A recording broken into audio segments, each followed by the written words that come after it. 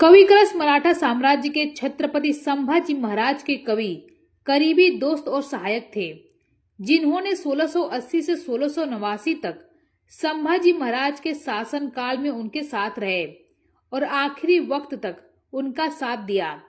जन्म से कान्यकुब्ज ब्राह्मण कलश एक प्रशासक होने के साथ साथ योद्धा भी थे, जो छत्रपति संभाजी महाराज के कई अभियानों में उनके साथ रहे। उन्हें 1984 में रायगढ़ किले के पास एक भीषण युद्ध में शहाबुद्दीन खान को हराने के लिए भी जाना जाता है। कवि कलश को संभाजी महाराज ने चंदुगा मात्य कवियों के शिखर की उपाधि दी थी। उनका जन्म उन्नाव जिले में हुआ था और उन्होंने आगरा में औरंगजेब के कैद से भागने में महत्वपूर्ण भूमिका निभाई थी।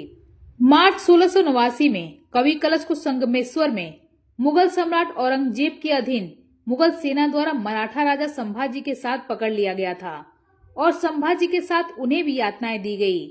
कहा जाता है कि औरंगजेब ने संभाजी और कवि कलश के पकड़े जाने का इतना जश्न मनाया कि वह अपने सिंहासन से नीचे उतर गया।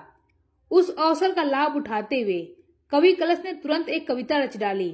यवन रावण की सभा शंभु बधियो बजरंग, लहू लसत सिंदूर सम खूब खेलियो रन रंग, ज्यो रवि छवि लख तही नथित होत बदरंग, त्यों तव तेज निहार के तखत तज्यो डोरंग।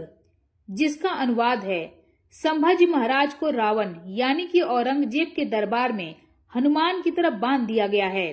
महाराज महान युद्ध में लड़े गए घाव और खून के कारण लाल दिख रहे हैं। जिस तरह सूर्योदय के बाद जुगनू अपनी चमक खो देते हैं, आपका तेज देखकर औरंगजेब भी अपनी चमक खो बैठा है और सिंहासन त्याग जमीन पर उतर गया है।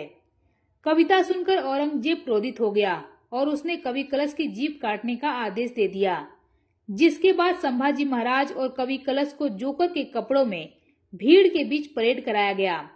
कवि कलश और छत्रपति संभाजी महाराज ने 1689 में औरंगजेब द्वारा पकड़े जाने के बाद अकल्पनीय यातनाएं सही। मुगल सम्राट ने उनकी आत्मा को तोड़ने के लिए दृढ़ संकल्प लिया, जिसमें संभाजी महाराज और कवि कलश दोनों को अत्यधिक क्रूरता के अधीन प्रताड़ित किया गया। पहले उन्हें जंजीरों में बांधकर अपमानित किया गया और फटे कपड़ों में मुगल प्रदेशों में घुमाया गया। सार्वजनिक अपमान और दुर्व्यवहार के बाद उनकी दाढ़ी के बालों को जबरदस्ती खींच लिया गया। असहनीय दर्द देने के लिए उनके नाखूनों को नोच लिया गया। उन्हें चुप कराने के लिए उनकी जीभ को काट दिया गया। 40 दिनों तक यातनाएं जारी रही, फिर भी कवि कलश दृढ़ संकल्पित रहे। उन्होंने आत्मसमर्पण करने या संभाजी महाराज को धोखा देने से इनकार कर दिया। आखिरकार दोनों को क्रूरता से मार दिया गया।